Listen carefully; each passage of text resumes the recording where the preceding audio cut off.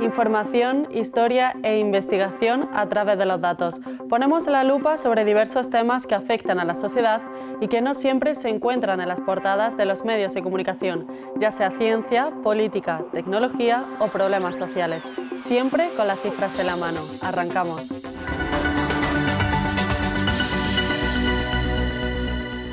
Los españoles somos gente de calle, de relacionarnos mucho entre nosotros, de compartir sobre todo momentos. Somos de socializar y para ello tenemos dos tipos de centros de ocio, las cervecerías o las cafeterías. Ningún sitio es mejor para pasar un buen rato con familia o con amigos. Y en este programa me gustaría centrarme en el café, una bebida estimulante por su alto contenido en cafeína. Es una de las más conocidas a nivel mundial y está entre las 3 más consumidas por las personas, junto con el agua y el té. Pero no es solo eso, el café es la bebida que más ha cambiado la historia. Solo les adelanto que antiguamente incluso le llegaron a prohibir en algunos países. ¿Y cómo se descubrió el café? Pues la fecha exacta no se sabe ni tampoco si es real la historia que ahora les voy a contar. Se dice que un pastor llamado Caldi notó que sus cabras se comportaban de forma extraña, como más aceleradas. Decidió observarlas y vio cómo se ponían más nerviosas tras comer unas bayas de un árbol, por lo que decidió probarlas. Esas bayas eran granos de café y así se cree que Caldi fue el primer humano en tomarlo y el que lo descubrió. Sin embargo, hay otra teoría que, aunque tampoco está confirmada, tiene un poco más de credibilidad. Aunque no se conoce cómo ni cuándo se descubrió al café y sus propiedades, existen algunas teorías de este hallazgo. Una de ellas tiene que ver con los ancestros de los Oromo, un grupo étnico que se encuentra en Etiopía. Ellos fueron, en teoría, los primeros en conocer el efecto energizante del café al mezclar con grasa sus granos molidos. Sin embargo, no se conoce tampoco a día de hoy si realmente consumían así el café. Se cree que fueron ellos, mediante la esclavitud, los que expandieron el café. La planta, se cree, fue llevada desde Etiopía hasta Yemen mediante esclavos oromos. En Yemen, los sufíes empezaron a utilizar el café para permanecer despiertos toda la noche, momento del día donde rezaban. Mientras todo esto pasaba en África, ¿qué pasaba en Europa? Por aquel entonces ni el café ni el té habían llegado a tierras europeas y el agua no era muy potable. Beberla en aquella época ocasionaba muchos problemas y dolores gastrointestinales. Por ese motivo, los europeos preferían la cerveza. Los ingleses llegaban incluso a consumir más de 350 litros de cerveza al año. Pero la cerveza traía consigo otro problema, que era alcohol. No fue hasta el siglo XVII cuando llegó el café a Europa gracias a múltiples viajes de comerciantes holandeses e italianos. La llegada del café a Europa supuso un antes y un después. En Inglaterra tuvo el primer gran impacto y fue allí donde se abrió la primera cafetería en el año 1652. Para el año 1700 en Inglaterra había más de 2000 cafeterías. A la gente le gustaba ir para debatir sobre política o religión, para compartir opiniones y también para escuchar intelectuales. Esto, sin embargo, no convenció a mucha gente.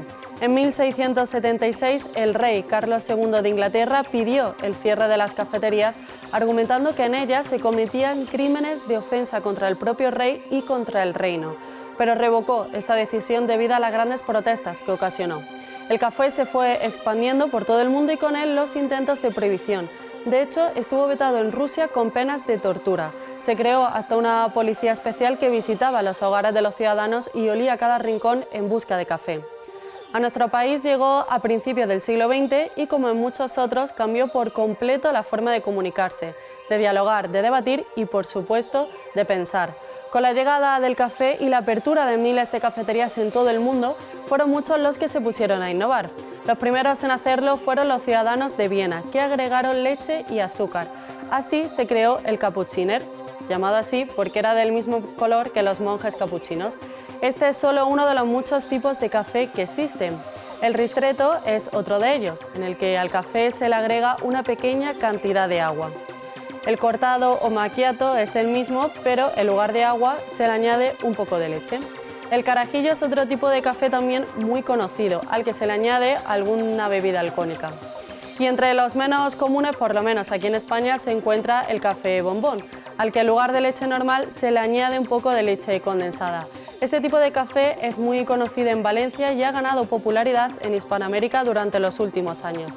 Al café vienés se le añade también nata y por su nombre resulta evidente que sea popular en cafeterías de Viena, pero también en Budapest. Y el azteca se le añade 1 o 2 bolas de helado, independientemente de su sabor. Tomar café puede ser toda una experiencia porque, como vemos, tipos hay para todos los gustos. Sin embargo, estas no son solo las únicas curiosidades del café. El café es una de las bebidas más consumidas no solo en España, sino en todo el mundo. Y de hecho, después del agua, es la más consumida. Variedades hay muchas y curiosidades con este tipo de bebida también. El país del mundo que más café consume es Estados Unidos y el que más cafeterías tiene es Italia. Y aunque crean que el país que más lo produce es Colombia, la realidad es que es Brasil, con un 30% de la producción mundial.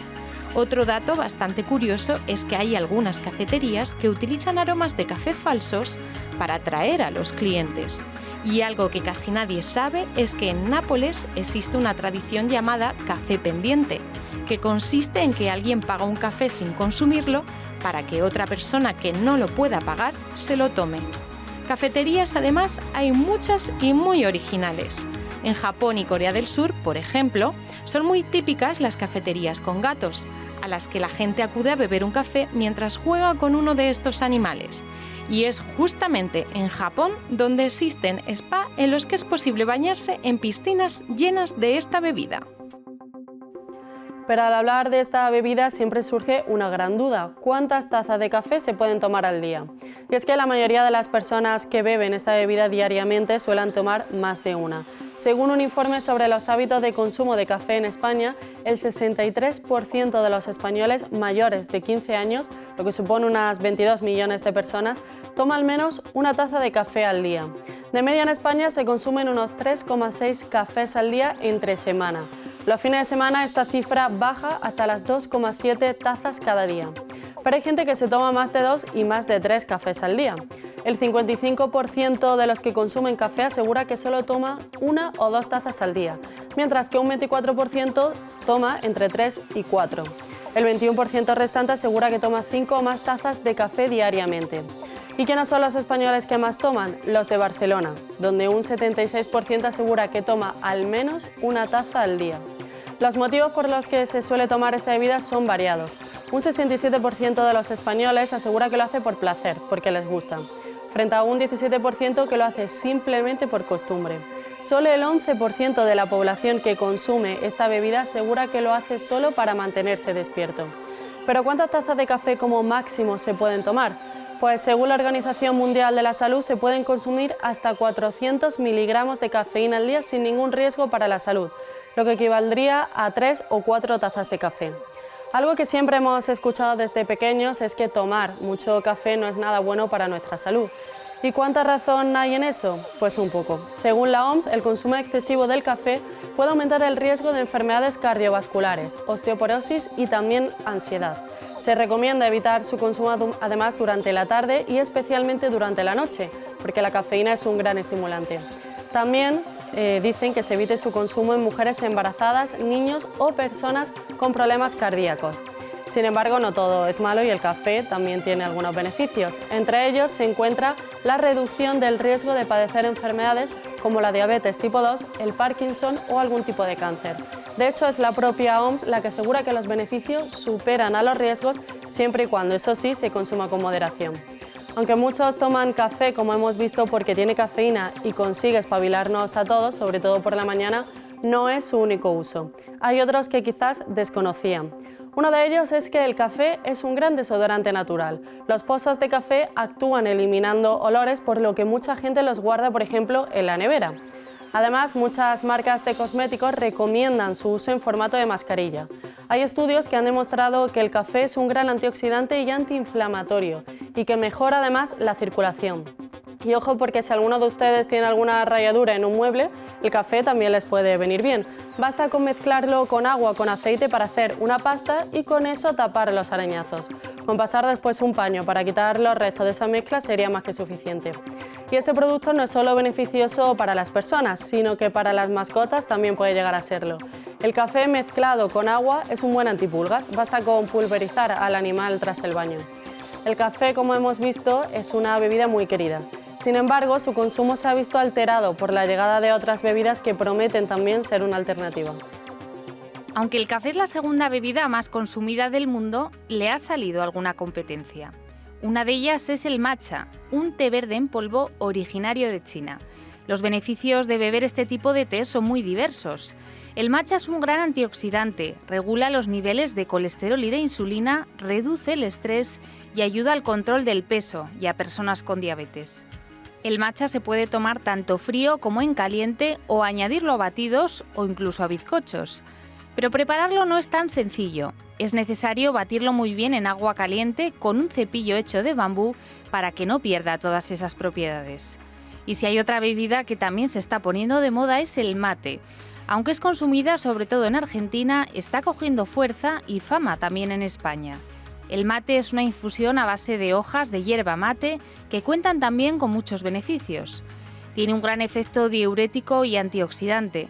Al tener un poco de acidez, se le suele añadir otras hierbas que la logran neutralizar. Esta bebida se suele tomar caliente mediante un sorbete llamado bombilla y colocado en un pequeño recipiente.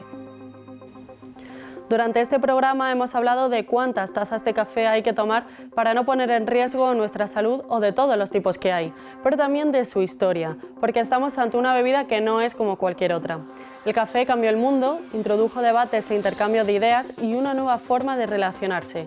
El consumo de café está más que garantizado, seguro que le quedan muchos más años siendo una de las bebidas más consumidas. Y para que se hagan una idea, solo durante la emisión de este programa ya se han consumido 16 millones de tazas de café en el mundo. Nosotros seguiremos analizando estos datos y muchos más en otro programa. Recordad mirar siempre con lupa cualquier cifra o problema social porque muchas veces los datos reflejan una realidad silenciada.